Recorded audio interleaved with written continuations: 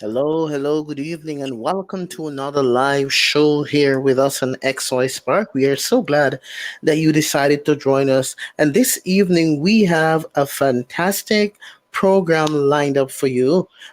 We have a special guest, in the form of Yuri Kruman. Yuri, he is someone that I've connected with now for quite some time, and I've been eagerly anticipating Yuri being on our program.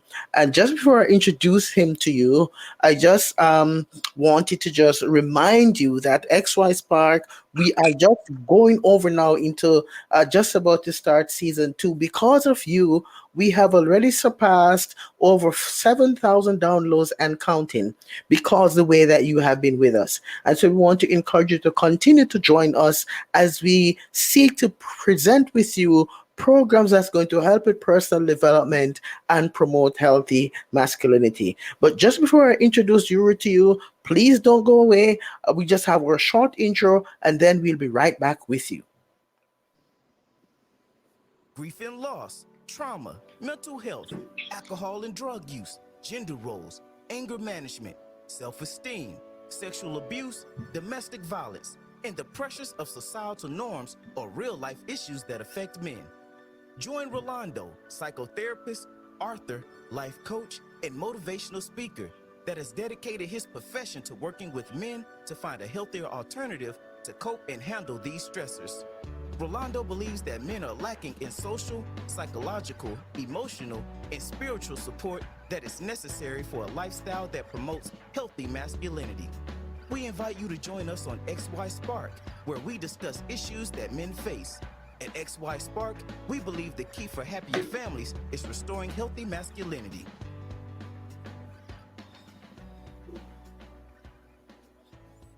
Thank you so much and welcome back. And as I was saying earlier, we have a special guest in the form of Yuri Kruman. Yuri, good evening. Good evening, Orlando. Thank you very much for having me. I'm glad that you are here. I know you're a pretty busy guy, but we appreciate that you decided to come and share your expertise with us here on XY Spark. I'm going to allow you, Yuri, to tell us a little bit about yourself and what you do. Sure. So it's a mix of two main things. It's HR consulting. It's going into fast growth companies to essentially build up their strategic HR function. And the bulk of my work comes down to coaching, actually. That's something I've been doing for quite some time. And that's coaching, whether for people to help grow better into their current role or to switch roles, sometimes to switch companies, sometimes even industries, which is something that I've done already, I guess, 6 times. Um, Mm. so it's often a very painful process if you don't have much support, if you don't know how to do it, if you're not sure what the language and psychology of your intended audience is, and that's something that I've had to figure out a number of times. And that's one side of things. And then the other side is I still do some private coaching, primarily for mid-career millennials or executives. Could be in the Fortune 500, could be in startups. But essentially, a lot of it is just really focusing on language and psychology to help people kind of evolve and move to the next level. And inevitably, this work touches upon personal subjects, right? You can't really help somebody move on from where they are if you don't help them understand their story. And Mm. people's stories necessarily involve all kinds of different traumas and upheavals and difficulties and challenges, and for whatever reason, many or most of us go through this, throughout life, and it's not something that is necessarily intended to be left in a closet. Which I think, again, when we look at, let's say, the trajectories of, I don't know, Silicon Valley executives, right? We very rarely hear the really nasty, difficult kinds of things like, I don't know, could be drug abuse or, you know, any number of very difficult things that people go through. We just kind of hear, well, this person raised, $1 billion, or their company is worth 1 trillion, or they're driving some kind of special car or what have you, right? You very rarely hear about what they had to overcome in order to get there. And the same idea for most of us, right? We're conditioned by society and by different schools that we go to, and by just the American, or could be Canadian or some other social contract, to essentially bury the parts of ourselves that don't seem to be acceptable, right? Whether we're immigrants or children of divorce, or what have you, right? So instead of, in my experience, I had to get over that. I had to just say, you know what, whatever I've been through, it's probably not unique. It's unique in the sense of its combination and what I've done with it, but neither being an immigrant or growing up, with a single mother, or even this kind of exotic sounding thing, a Russian who grew up in Kentucky. None of that really matters. It's just get your story out to the world. It will benefit someone, and it's no longer something that handicaps you, which is the issue for a lot of people. Mm. Wow, I hear so many pieces, guys, and I want to tell you, I was excited to bring Yuri on because Yuri has just a quadre of experience that he brings to the table. He's an author. He does a lot of work. You name it, Yuri has been it. But Yuri, here at XY Sprout, we want to zoom in on some of the things that you might have seen, because you may have a lot of clients who are men, may not, I'm not sure, but what are some of the things that you notice that men, it has been obstacles for men as it relates to what you do, entrepreneurship, improve productivity and performance? What are some of the things that you notice men have struggled with? I think it's several main themes. I would say that I can speak about America at least, right? There is a certain, I mean, stereotype. I think all societies have stereotypes for gender roles, but in America, there's something that is, in a way, kind of strangely macho, and yes, that's under attack from you know a number of sides. But let's say for the sake of this conversation, so you're expected to grow up, and you have to play sports, and you have to, when you go through schooling, you have to do something very practical because you have to, um, you know be the earner, even though in practice I would say that women are the primary earner in a very large proportion of households. So there's a lot of stereotypes that are frankly outdated, um, Mm, and a lot of things that still remain in that kind of sports slash military, even gun culture, religious culture. That a man has his place. He has to take his place. He has to win. He has to compete, and all the language that goes around it. And you see this, in sports, you see this in college, you see this socialized throughout all the different levels and kind of ages as a man goes through life, right? If you're not making X amount by a certain age, you're seen as somehow, something's wrong. Or if your mm, wife makes more than you, then you're not a good provider. Or, if you're, I mean, on a certain level, this can get ridiculous. If you don't drive a certain kind of car, that's a bad signal. Or if you don't play sports enough, that's a bad signal. Or if you're very nerdy, that's somehow less than masculine, right? So all of these, I mean, they're really idiotic and juvenile kinds of stereotypes. I mean, America is still a relatively young country. It's a young civilization, right? mhm, So if you compare that to Europe, where all of these things are baked for much longer periods of time through culture, through cultural interactions. So I come from Russia, right? Yes, I'm in the U.S. for 30 years, but I grew up with a lot of other kinds of stereotypes, um, you know, whether that comes around drinking. Obviously, in Eastern Europe, drinking is a big social activity, or whether that's around discussing certain subjects, or there's a certain machismo. There's a Russian version, there's an American version. The American version puts a smile on everything. You always have to show that you're happy. You'll get through it. Rah rah rah. There's always a second chance. In Russian and Europe, there's a much kind of more fatalistic outlook that well, you're just kind of you're screwed, right? Either you're lucky or you're not lucky. mhm, So it's kind of a very different side of it. But I think all societies have some measure of, the man has to do, this list of things.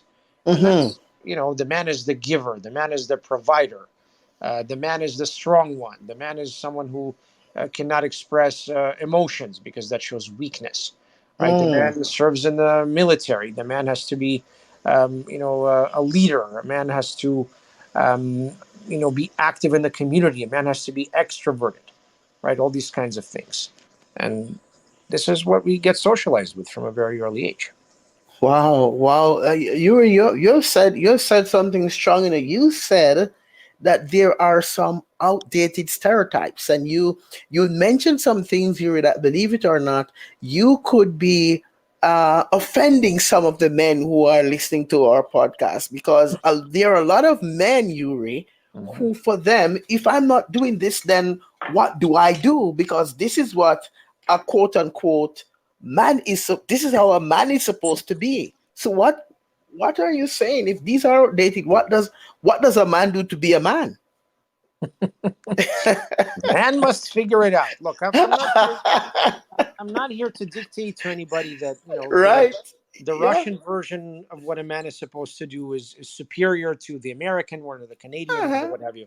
I'm Yeah. not here for that, right? Oh no. Oh no. I can tell you that the longer that I'm alive, the more people I meet from different cultures, and maybe part of it is New York, which has just a massive variety of kinds of people and backgrounds and what have you.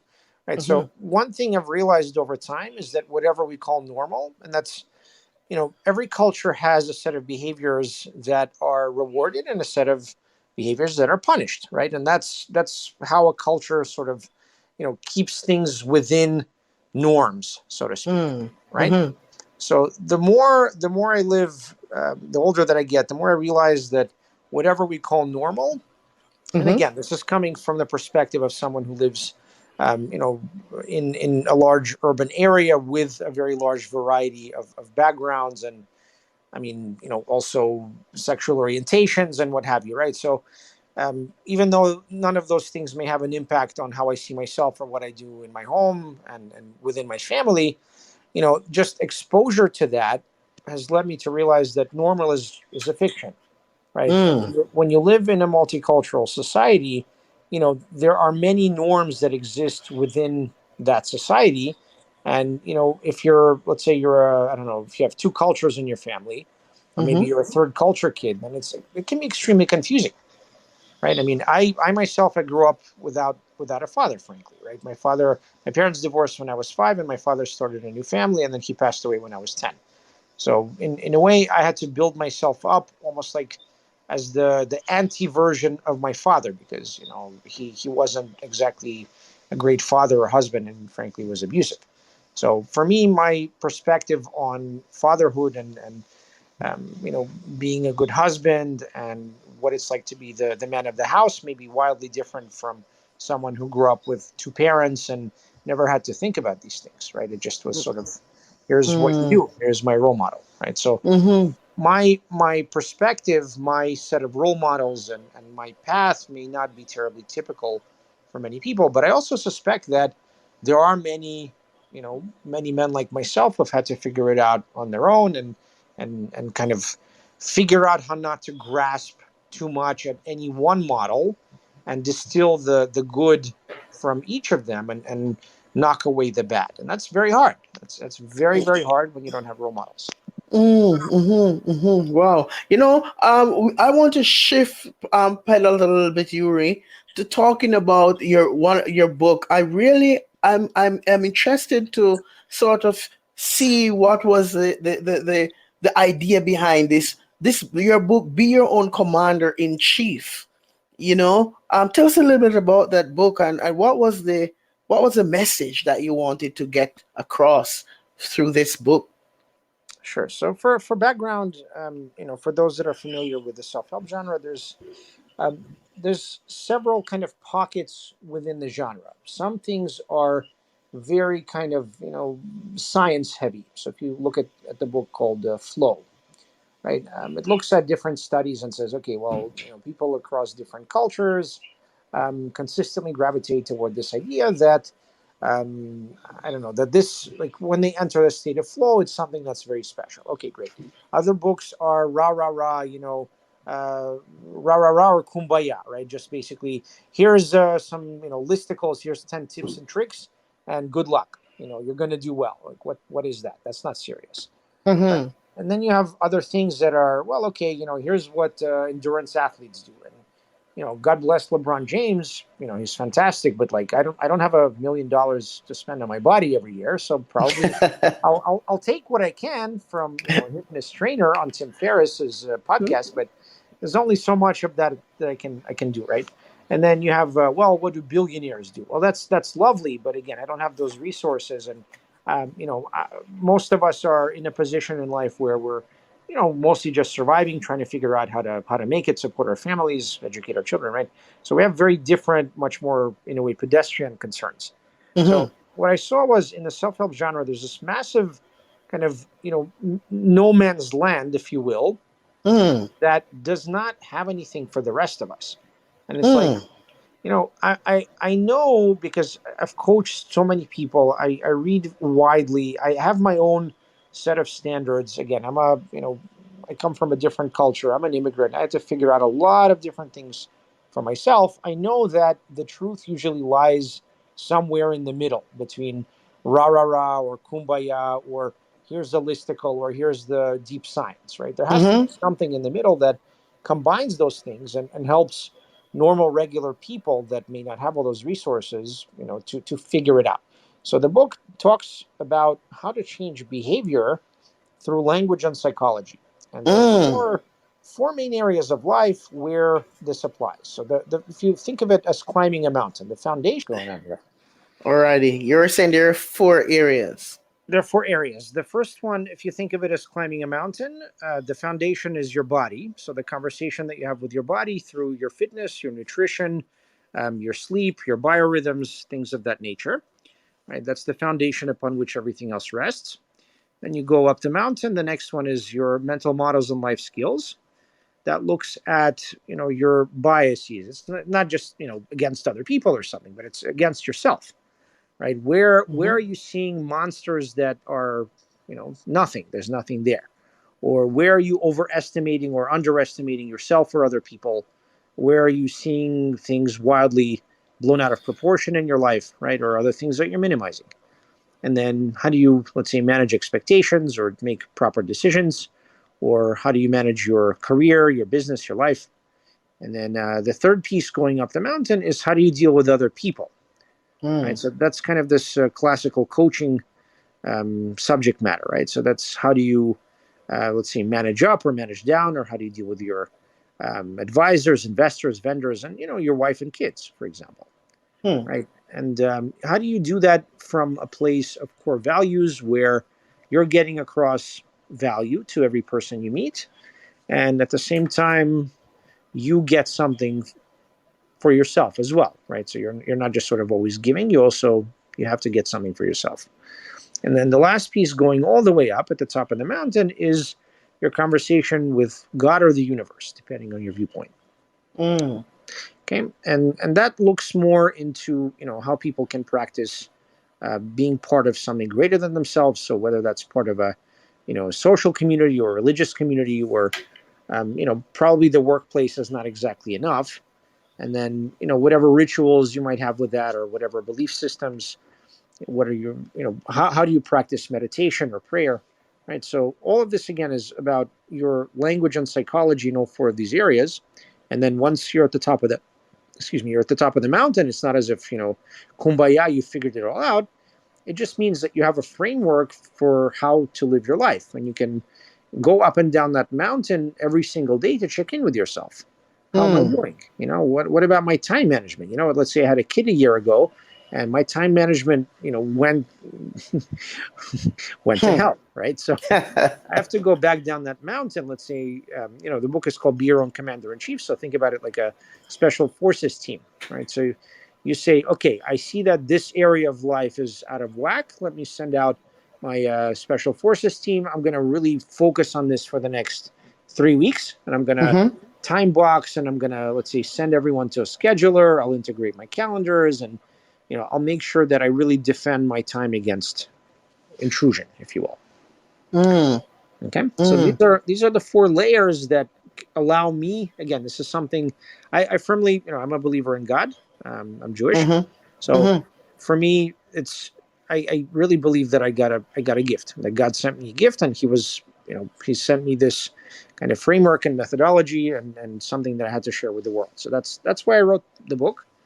And just the way it's structured, just to kind of give you a sense, it's not just some listicles like 10 tips and tricks, because nobody needs that stuff. It's first of all my story, right? What did I learn in this area? Usually I screwed up royally. I really made every kind of mistake you can imagine. I'm very open about these things, right? And then here's what I learned. Okay, and then here are the things that I implemented. Let's say if you look at it from an 80-20 perspective, again, you may not have all the resources in the world or time. You're not a billionaire or an endurance athlete, but you can implement these things and see very pretty much immediate change, whether that's about your time or your work or your career, all these kinds of things. And I put all my best materials in there for my coaching programs. I want people to benefit from that, from just buying a book. They don't have to buy my pretty expensive coaching and consulting and all that stuff.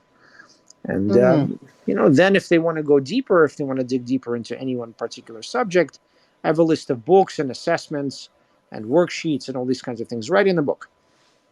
Mm. Wow, wow, wow, Yuri. Wow, that's powerful. You said something you said that you've changed or you shifted careers 6 times. Mm-hmm. Now, Yuri, I'm into psychotherapy, and for some persons, it's scary even to think about leaving one career now, going to another. You have done it 6 times. What? I mean, how would you encourage someone now who may be in a position, and they're really not feeling fulfilled. They're doing it because, hey, the bills are being paid, but they really would like to make a change. What kind of coaching advice could you give to a listener who may be in that position, but they're really like, I don't know, I don't think I should? How do we help someone like that? I can tell you just what I do with my methodology. Every single client I work with, regardless of whether that's entrepreneurs or people switching jobs or careers, I always take them through this methodology. So you start with your life mission. Okay, so it's not what you're doing at 120. It's not what you're doing in the next year, 10 years out. And you say, okay, well, what does success look like to me in very material, visual terms? Am I living at this kind of house, driving this kind of car? This is what my wife looks like, how many kids I have, and here's what I've built in my company. Here's a problem that I've solved. Or it's maybe leading the division of someone else's, right? So 10 years gives you a long enough timeline to accomplish something significant, but it's not so far that it's vague. It's too far out there. Okay. And then you kind of have to declare what that mission is. So let's say I want to help 100 million people in the next 10 years to clarify their life mission and build a successful side business and or find their dream job and career, for example, right? So you're very clear about what it is you're doing for whom, and what is the transformation that you're helping them undergo in order to reach a certain goal. Okay, and then you look at something called zone of genius. Many of your listeners will be familiar with this. It's essentially the overlap between what you really love doing, what you're really good at, and where you add massive value. And then let's say I come in and give you $1 billion, and you no longer need to worry about money or prestige or supporting your family. You go and you build whatever the hell you want, but with one exception, with one caveat, that you have to do that 9 to 5. So what Mm, does that look like? Okay.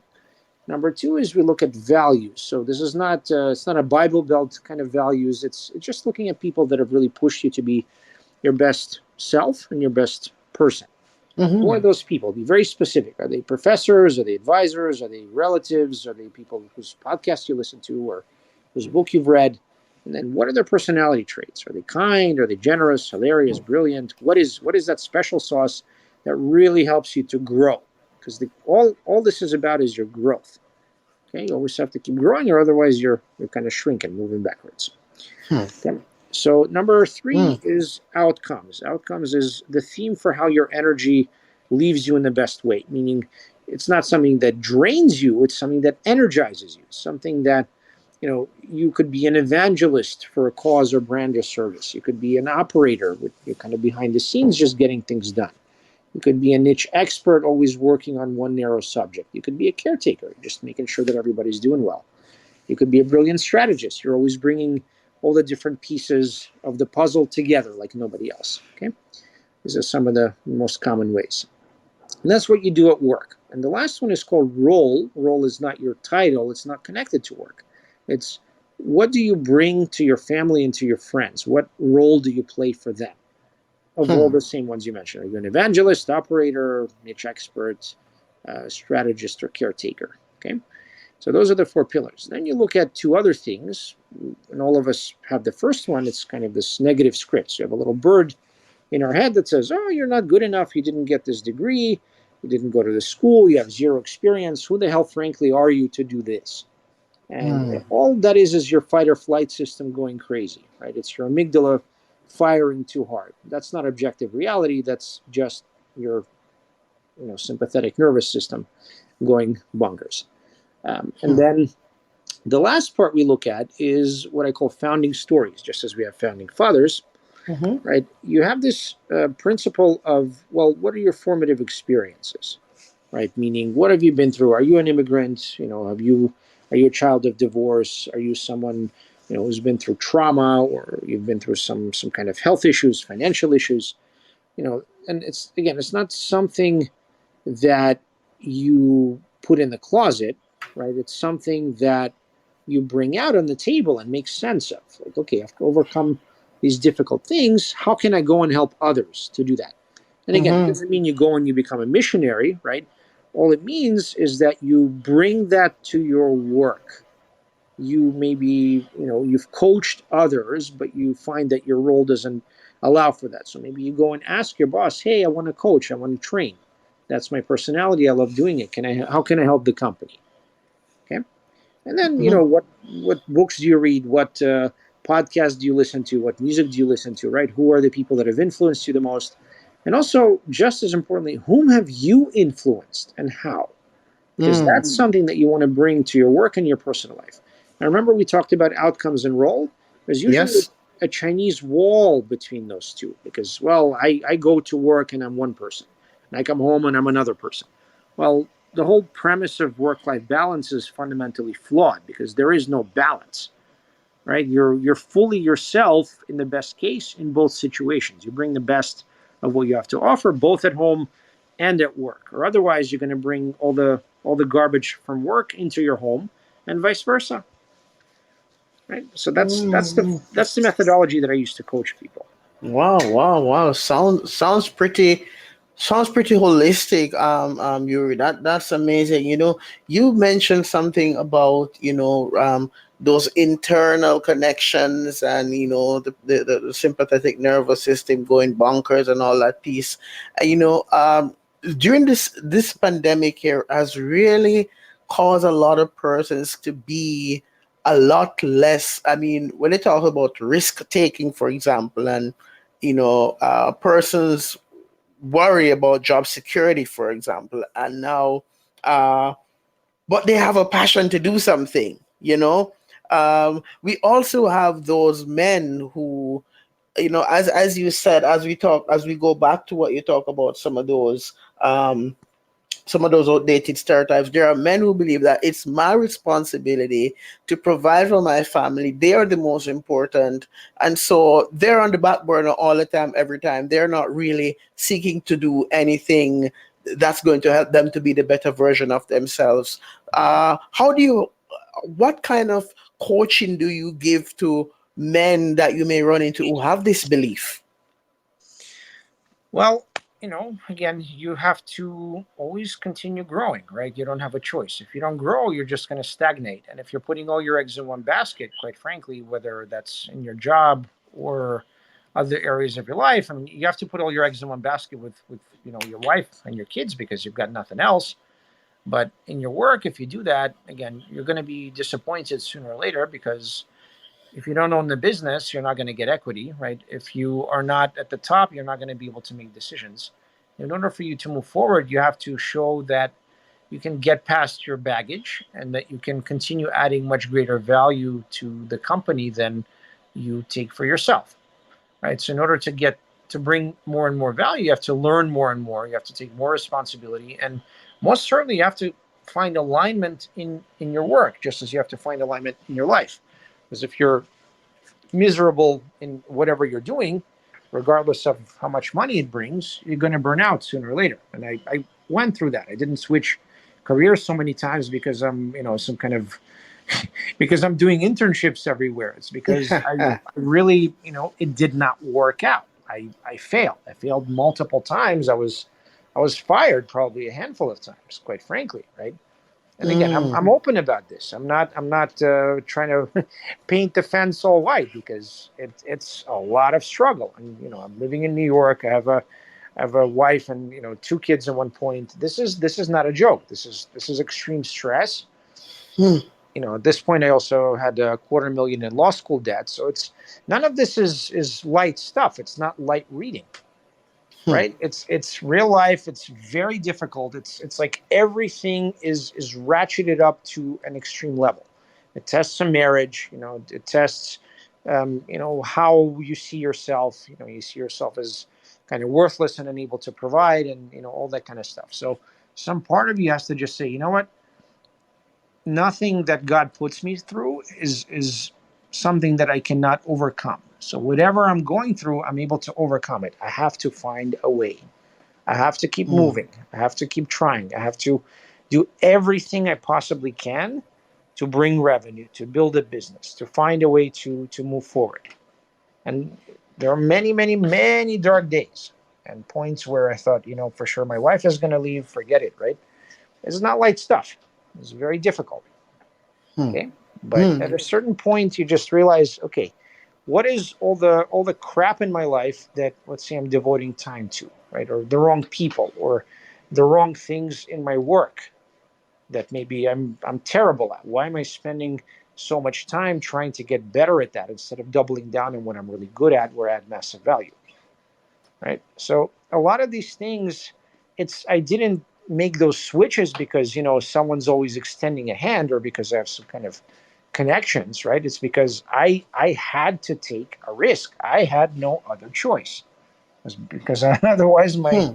my wife would leave and I would lose my family, and never mind all that massive debt, and how am I gonna figure that out, right? Hmm. Wow. Just to be crystal clear. Wow. Yuri, as I'm listening to you, one of the I hear two things I'm hearing. Number one is quitting is not an option. Correct. Exactly. Okay, quitting is not an option. Number two is set goals for yourself and believe in yourself. Uh-huh. And as I'm listening to you, I really appreciate how open and transparent you have been, Yuri, because that's one of the things that we are excited about in XY Spark, that we have real men who are coming on and sharing real stories about the fact that, hey, I've had struggles. But you know what? There are some things that I'm connected, I'm committed to doing, and I appreciate also that you mentioned that. Hey, Rolando, I'm a person of faith, and so I also have that as a part of my foundation whereby I function and I keep going in spite of challenges. And Yuri, you know something, I really, really thank you for making that clear here on XY Spark today. You know? It's my pleasure. Look, I just, like I said, there's way too much fluff out there, and if I feel like if I don't bring up reality that I've been through, then I'm full of it myself. Like I don't want to Mm-hmm. continue the same kind of fundamentally flawed narrative that people read in articles and in most books. It just That's not how life really is. Hmm. And if you hear from others that, okay, you might have found some modest measure of success somewhere, right? But it didn't come to you on a on a plate, right? Just waiting for you, and you didn't grow up with a silver spoon, and you maybe you God helped you, yes, but you helped yourself as well. Mm-hmm. Without Mm-hmm. faith, I 300% I would not be here. I'd be gone. Just Mm. too difficult, too many difficulties, And if I didn't believe in God, that God is testing me, that I have to, we have this fundamental premise. Again, I mentioned I'm Jewish. Abraham had to pass 10 tests, right? He had to leave his homeland and go to a place he never knew. He had to ultimately, go and basically sacrifice his son, right? I mean, in the end, didn't have to, but he was willing to do it, right? Mm, And all of these different things. So, as I'm kind of thinking back on my own narrative, right? I would always think about that. Like, what did my forebears go through? They went through some crazy things as well. So it's mm, not as if I'm totally alone. I have all those, even if maybe my father wasn't around to be a role model for me, right? I have so many others that don't have to be modern and living today. There's so many other role models that I have, thank God, because of my faith. mm, Wow. Yuri, thank you so much for being here this evening with us. We appreciate all the work that you're doing. And I was wondering, last things before we wrap up, Yuri. Number one is, what if one of our listeners or even someone may tap into our program later and they're here and they want to connect with you? How could they connect with you? I mean, very simply, you can contact me through my website, yurikruman.com, YURIKRUMAN.com, and then that goes to both my coaching and consulting pages. I'm relatively responsive, depending on what the message is. Mm-hmm. So you can reach out to me through my website. And Mm-hmm. again, I'm very open about sharing my story, and there's a ton of free material that I have, whether that's trainings or you know podcasts. I mean, I've been on 1,000 podcasts. It feels like. So there's no shortage of free material if someone maybe doesn't have the resources to get coaching or my book is out on Amazon. It's $15, so it's not a lot to pay for Mm-hmm. all of these resources, in my opinion. So I'm more than welcome. Fantastic. Fantastic. Thank you, Yuri. And any parting words that you have for our listeners before we wrap up? Yeah, there's one Any really last words? fundamental. Sure. One really fundamental wisdom that I always teach: if you don't ask, the answer is always no. One thing about growing up as a man, you're often taught not to ask, right? Others ask of you, but you don't ask, right? It's difficult for kind of to go out of your way and ask someone for help. But when you do, you often realize that many people are more than happy to help, and you just have to ask. Wow. Thank you, Yuri. Well, guys, you heard it again on XY Spark. Yuri Kruman, guys, he shared some powerful points. And if you join us live and you didn't get it, you can go back. We'll be putting up on our podcast later today. But Yuri, thank you so much for being here. We appreciate you. And you have officially been granted membership in the XY Spark family. So you're no longer a stranger. Feel free to come on anytime. If you join our conversation and you wanted us chip in, feel free to do so. But we appreciate you and thank you so much for being here. And you have a great night, and we will talk to you again real soon, Yuri. Sounds great. Thank you very much. Really appreciate being on here. All the best to you. Okay, bye bye. Take care. Bye bye. Okay, guys, we thank you so much for those who are regular listeners. We thank you for joining us here on XY Spark. And as usual, if you want to connect with our guests, as I can repeat, check him out. It's Yuri Kruman, YURIKRUMAN.com. He's a coach, certified. He has a lot of experience, a lot of things to offer. So you can connect with him. He's a real person, very transparent, and guys, what have you got to lose? So, as usual, this is your boy Rolando on XY Spark. We thank you again for joining us, and we will be back again for another live show next Wednesday, same time, 9 p.m., when we will have another rich, lively discussion for you. In the meantime, you have a great night. Enjoy the rest of your weekend, and we'll talk to you again real soon. Please join Rolando next time on XY Spark as he engages us in practical discussions that promotes healthy masculinity and challenge men to live extraordinary lives. At XY Spark, we believe the key for happier families is restoring healthy masculinity.